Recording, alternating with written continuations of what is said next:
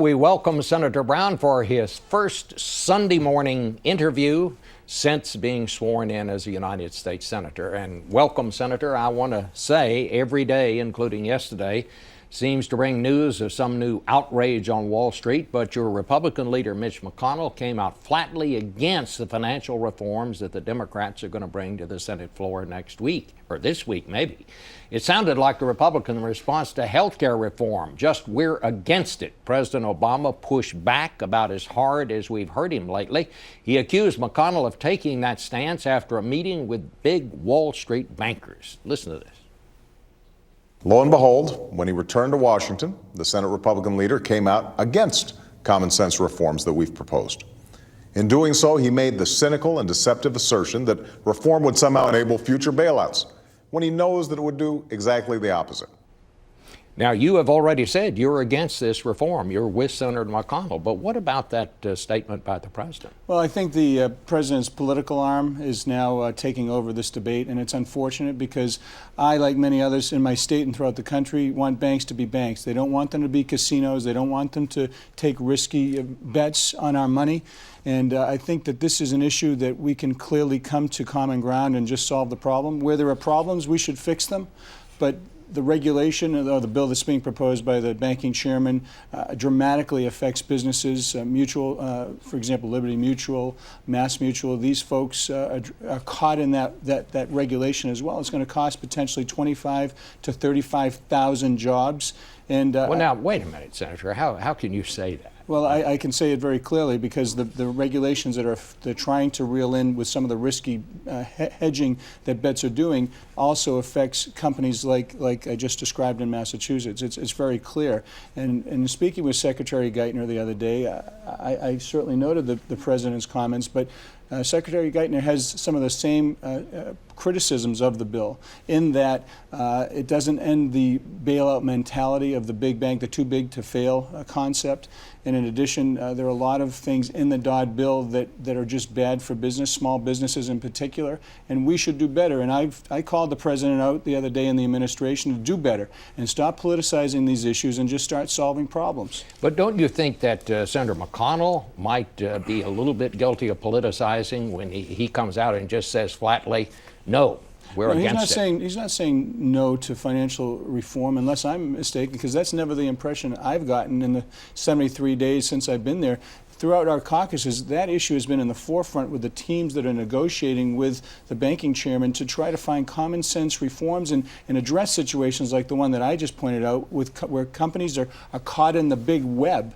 And when you have government interfering in businesses, small businesses' lives, and just throwing like a one-size-fits-all approach just to score political points, it's sad. We should be looking at real issues, real solutions to these problems. And to politicize it, it's clear what they're doing with trying to score points, and he should do better.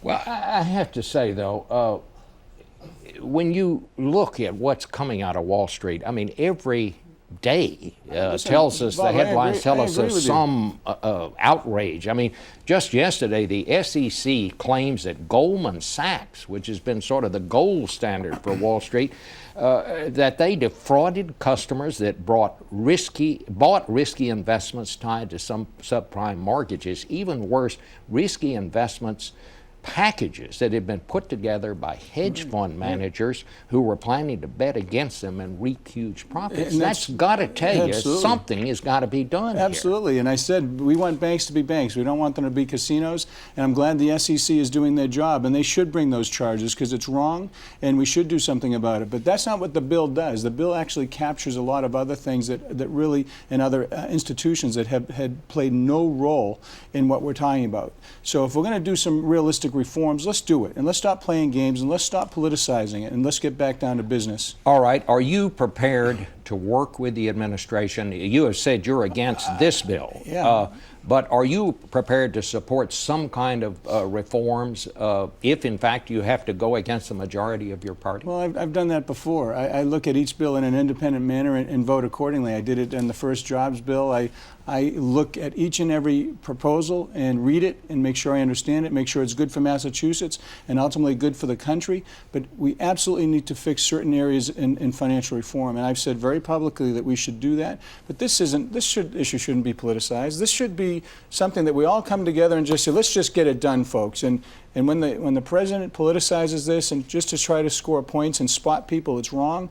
And I'm ready to move and work as I always have been on each and every issue. So what should be done here? What's the next step? Well, the next step is to bring people, put them in a room and start solving problems. And as evidenced by what I've tried to do, which is to vote with the Democrats and be the 60th vote or be the 41st vote.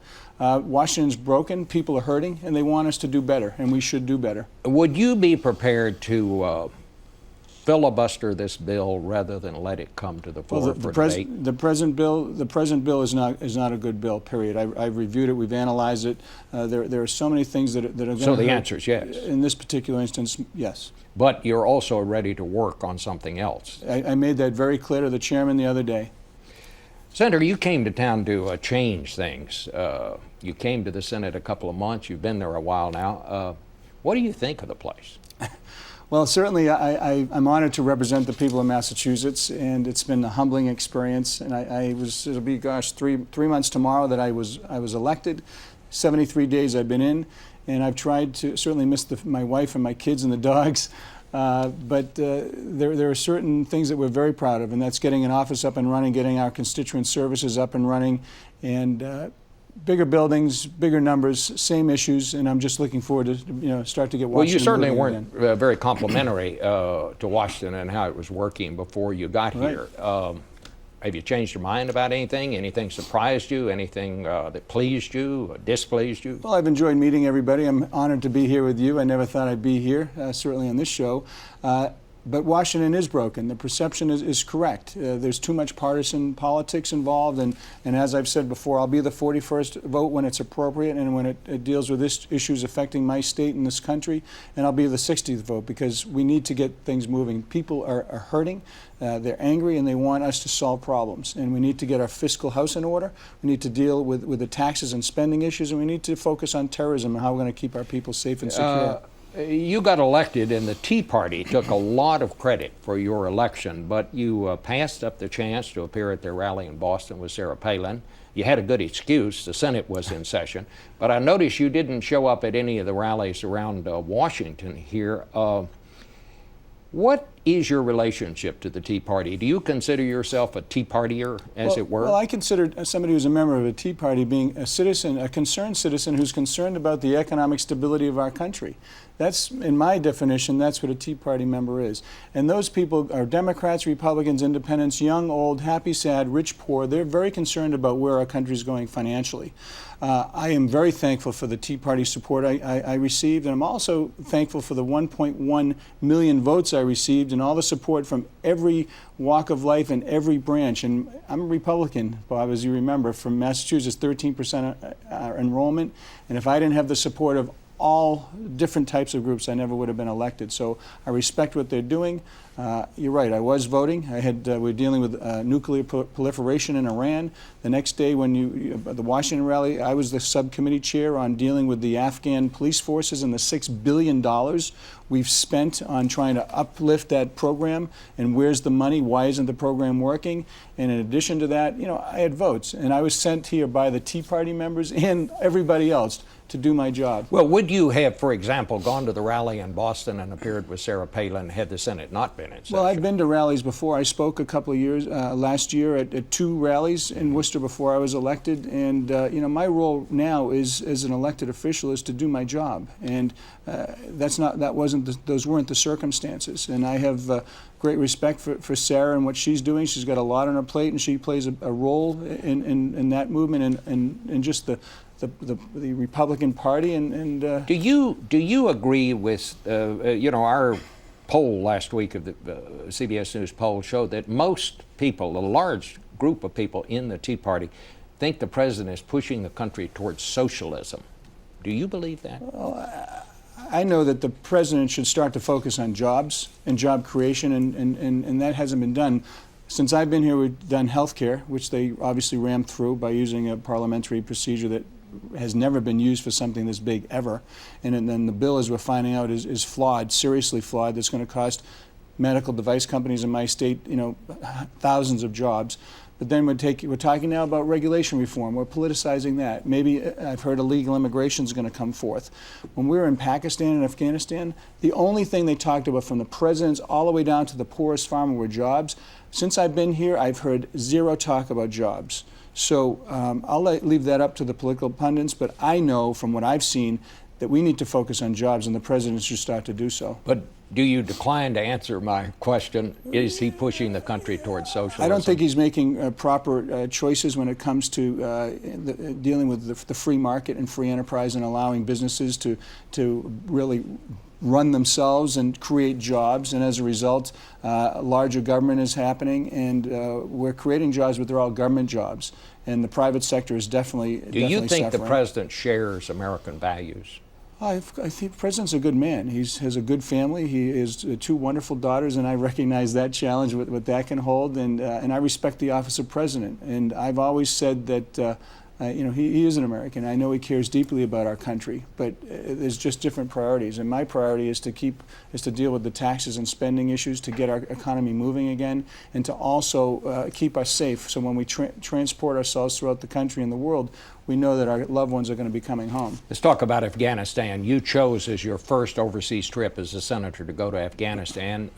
You met with the troops, but you also talked to the leader over there, Mr. Karzai, Sure. who's been saying some, frankly, pretty weird things, like at one point saying he might join the Taliban, at another point seeming to suggest that all the corruption that's going on over there is somehow the fault of foreigners, i.e. us. Yeah. How did you find this man? Well, I sat right here, very similar. I asked him those tough questions. What about his comments about the Taliban? What about is he a true ally? Are we friends? Are we enemies? What's the relationship?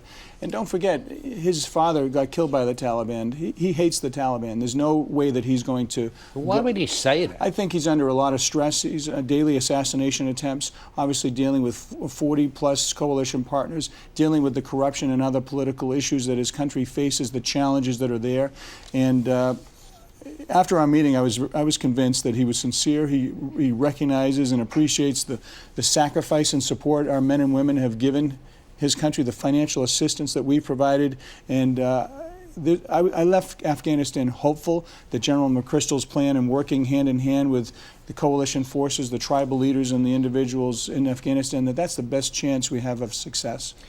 Let me add finally, your daughter, how does she say her name? Ayla? Ayla. Ayla Brown, yes. Has joined CBS News as a correspondent on the early show. So how do you feel about that? Well, she's a broadcast journalism major, and she's been dealing with TV ever since her time on Idol.